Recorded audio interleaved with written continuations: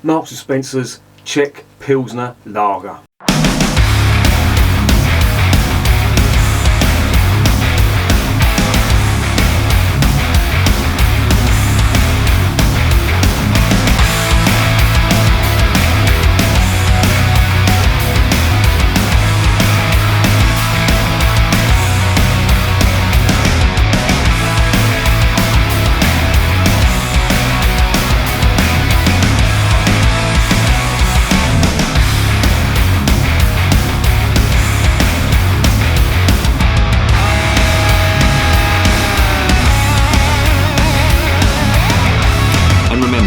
Life is too short to be drinking shitty beer.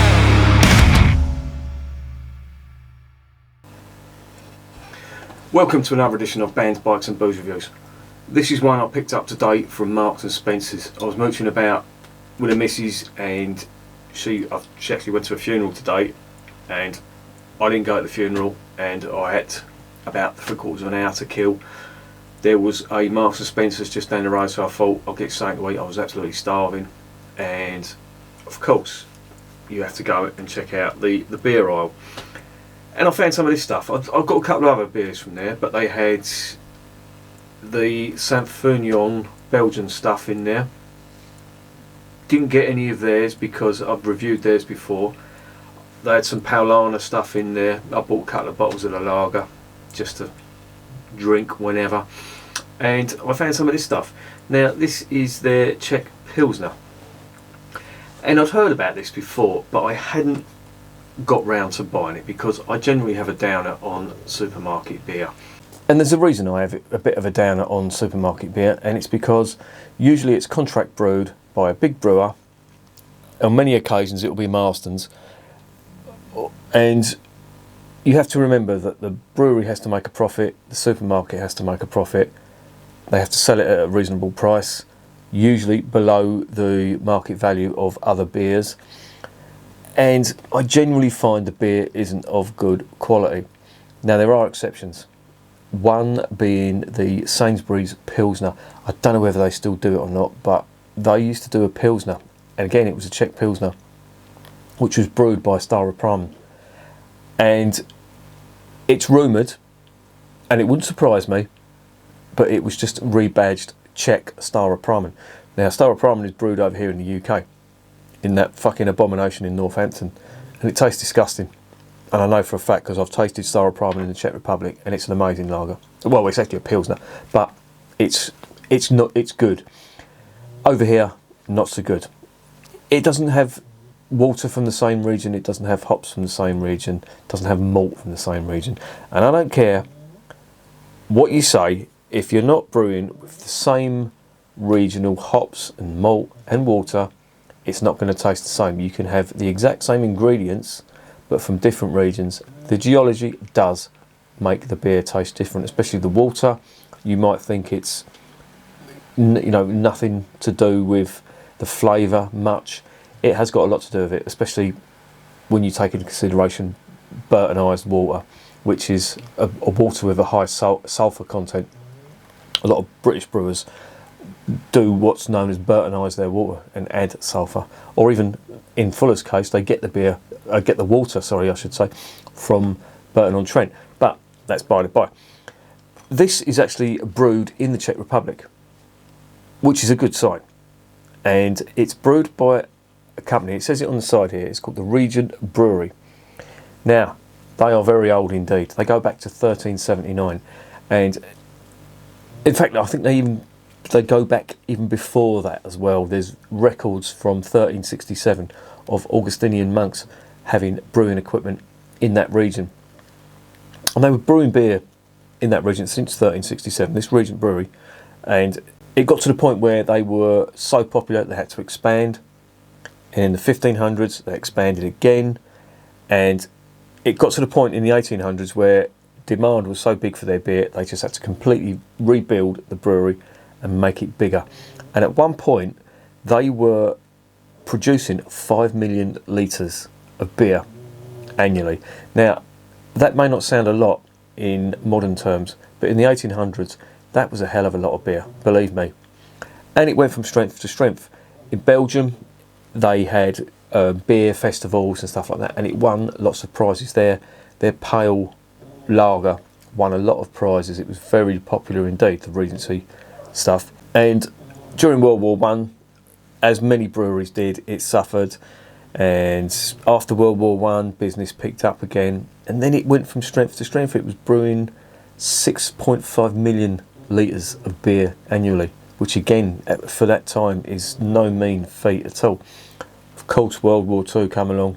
The brewery, I wouldn't say it ceased to exist, but it stopped brewing, and by 1945, it had ceased to exist.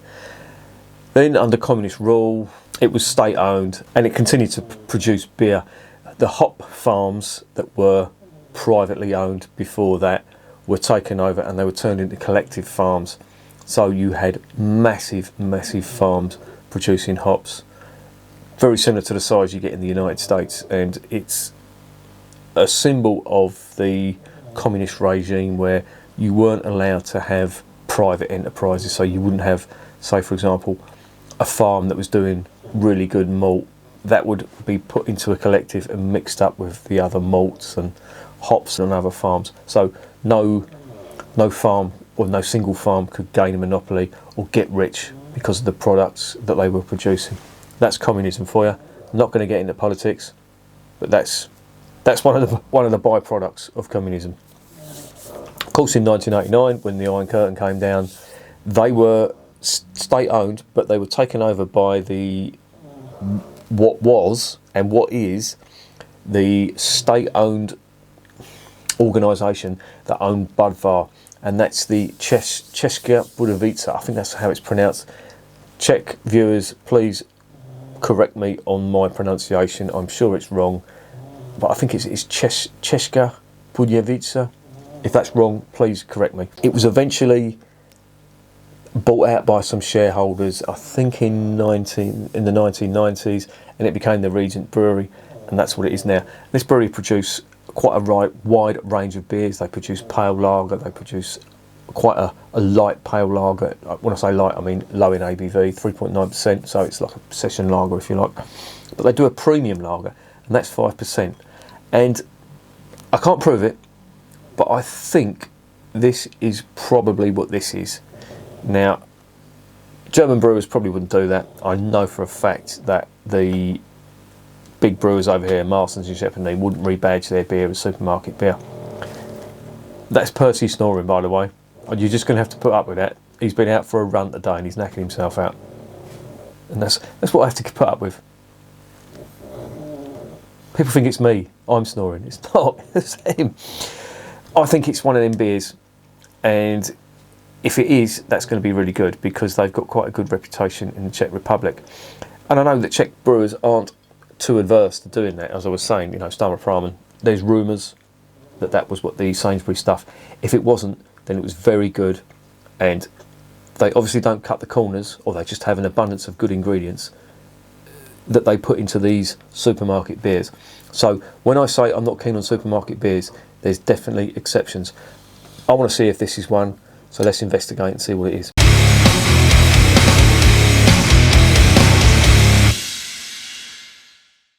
Right, it's a 500ml bottle, it's 5%.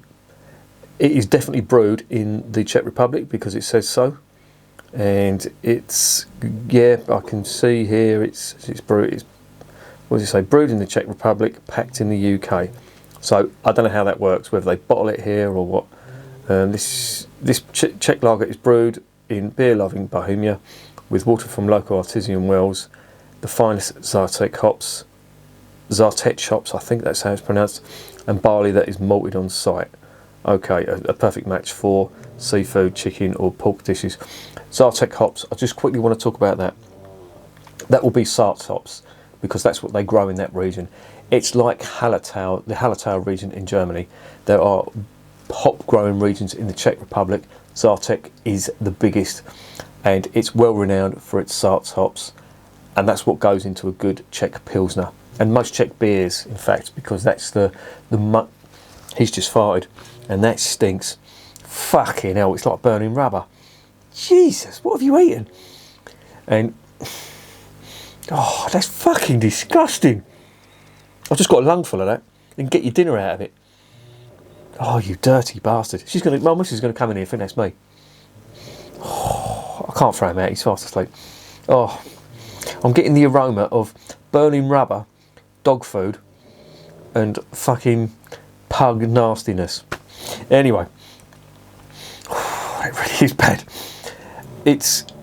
I'm hoping it's that rebadged beer, but if it is, it will definitely contain Sarts hops, and Sarts hops, as I keep saying, I was trying to say before I was rudely interrupted by his Aris. They are the most popular hops in the Czech Republic, and you will find them in almost all Czech beers. So there you go. Let's get it open and let's see what's going on.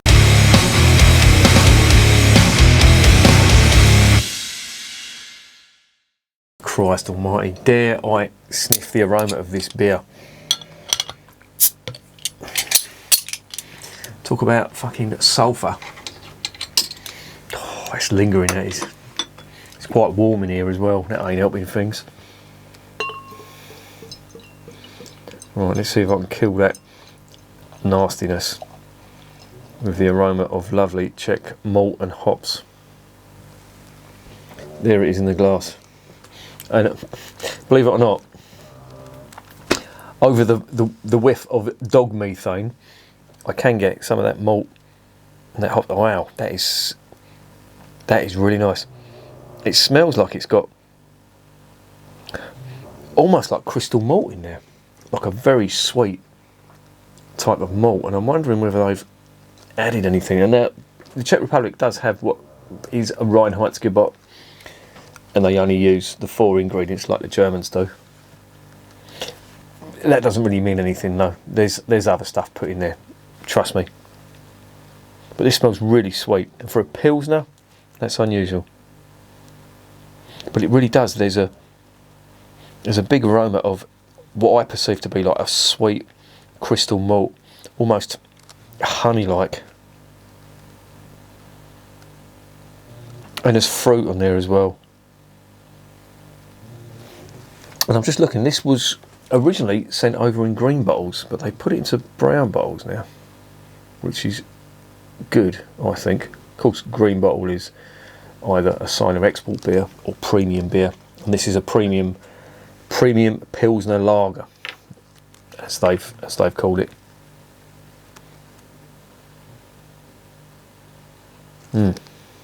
Does smell good. Let's see what it tastes like on the palate.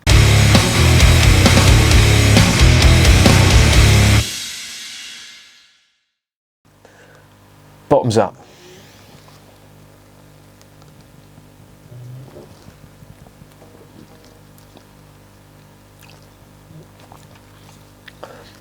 That's really nice. It's really good. However, I wouldn't really say that was a Czech Pilsner. It's not how I would really envisage a Czech Pilsner.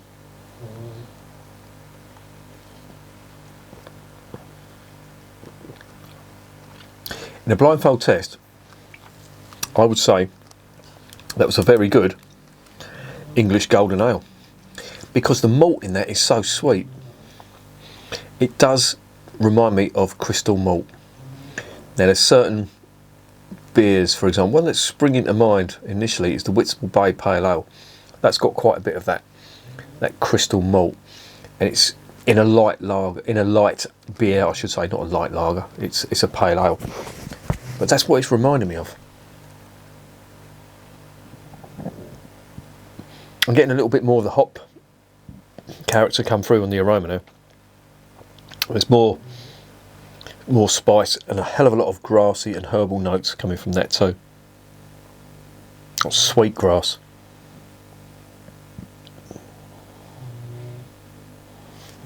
But it tastes quite nice, I have to say.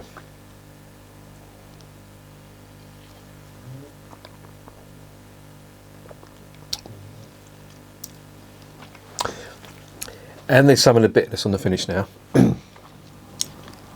Initially that was sweet, but like a crystal malt type flavour, very subtle hint of caramel, mostly like a bready, doughy type malt, but there was a little touch of caramel on there, and that sweetness that you get from crystal malt. Now I'm getting more of the Sart's hop character coming through, and I'm wondering that if that's just the way my palate has adjusted to this.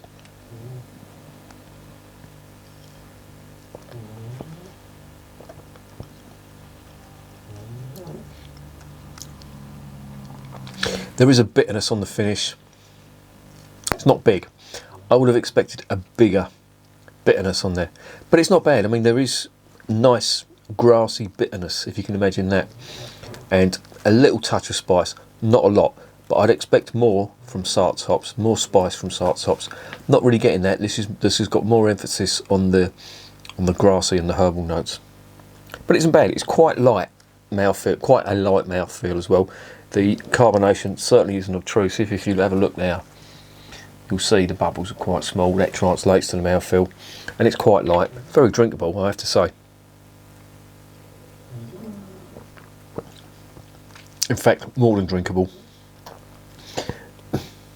That is going down very nicely indeed. It's weird.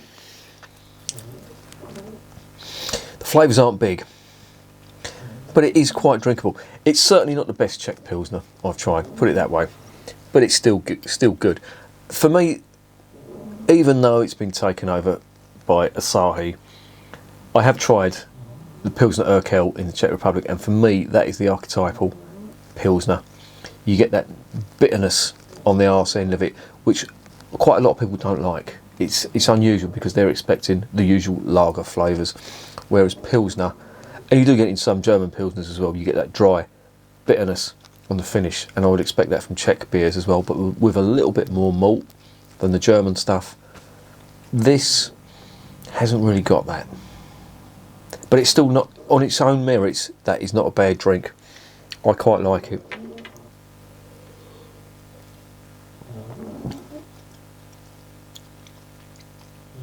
Not bad. In fact, it's getting more bitter now. So the hop character is coming through, but it doesn't. That bitterness doesn't really hit you on the first mouthful like it would with a Pilsner Urquell. But it's nice. I have to say that is not bad at all.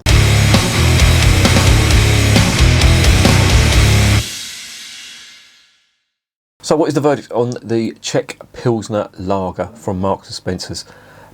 The credentials are good. I mean, it's brewed in the Czech Republic, so they're not bullshitting you. That is a Czech Pilsner, whether you like it or not. It is. It's brewed in the Czech Republic by a brewery with a fantastic heritage. So that's good. It's not what I would have expected. For me, Pilsner Urquell is the benchmark for Czech Pilsners, in my opinion. And I know you don't want to be copying people, you want to put your own twist on it, but that's what I would expect. That's the character defining beer for Pilsners, if you like. And this doesn't really do that, but it was getting there. Though towards that last mouthful, I was starting to get more of the hop character coming through.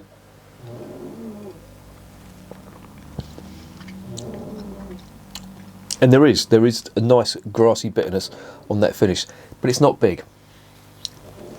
I would have expected a little bit more, but it isn't bad. And when you consider the price, this cost me £1.80. Now, if I was going somewhere, say for example, a party, and I needed to bring beer with me, I would probably visit the nearest Marks and Spencer's and load up on this. Yes, they've got Paulaner. That's £2.50 a bottle. If you want a budget, but you want a quality beer, I would say, and there was a Marks and Spencer's, I would say unless you could get the beer cheaper, which I don't think you will, like Paulaner, the Hofbrau stuff, that's all around the £2.50 mark. This is not a bad alternative. And I really do mean that. That is a nice beer for £1.80 if you're a lager fan. And as I say, I normally have a downer on the supermarket beers, but this isn't bad. However, I don't think it's as good as the Sainsbury's Czech Pilsner, if they're still doing it the way they used to do it, because that was fantastic. If you want to check out my review on that, that's on the channel. Do a search for Sainsbury's and the Pilsner will come up. Compared to this, I think the Sainsbury stuff is better. I'm just looking at the ingredients. Water, malted barley, sugar, yeast and hops. So this contains sugar. So when I spoke about the Reinheitsgebot, and when I was saying about the crystal malt, it's not crystal malt. That is sugar. And that definitely comes through in there. And I think it's killed it. That's what's done it. It's the sugar. That is disappointing. There was no need to put that sugar in there. I think they've done that to accommodate the English palate for sweeter beers, if you like, because Czech Pilsners, as I kept saying, they have a bitterness which a lot of people don't like. So I think they may have added that sugar. I've got no evidence to prove that, but I think they may have added that sugar for the English palate, and that is a shame. But their priority is to sell bottles of beer. It's not a bad one. It's not crystal malt in there. That is fucking sugar. Which, technically, that's what it is on crystal malt as well. But that's brewing sugar. I don't know, some sort of invert sugar, I'd imagine. Don't know what type. Could be glucose, could be candied sugar, could be invert sugar. But, yeah, I'm just a little disappointed with that. But for £1.80, you can't really go wrong. It's still not a bad beer. I'm going to give it a 7 out of 10. And I'm not going to give it any more because I've just noticed the sugar in there. And it's not really I don't think it's a really good representation of the Czech Pilsner style. As I say, if you're putting sugar in it, you've just killed it. But it ain't bad. On its own, as a beer, as a drink, it's not bad. That's why it's getting 7 out of 10. I recommend it if you're on a budget and there's a Marks & Spencer's near you. It's £1.80. That ain't bad for a 500ml bottle. They do cans of the Belgian lager as well. I think it's Belgian lager. Yeah, I think it is. That ain't great. This is much better than that. But still, I would shell out a little bit more if you can afford it. Get the Paulaner. That's a real good lager. That's a good Helles. Or the, if you can get Pilsner Urquell in your local and you want to check Pilsner, that is the benchmark. So there you go. 7 out of 10, recommended with a little bit of caution. And remember, beer is working class champagne.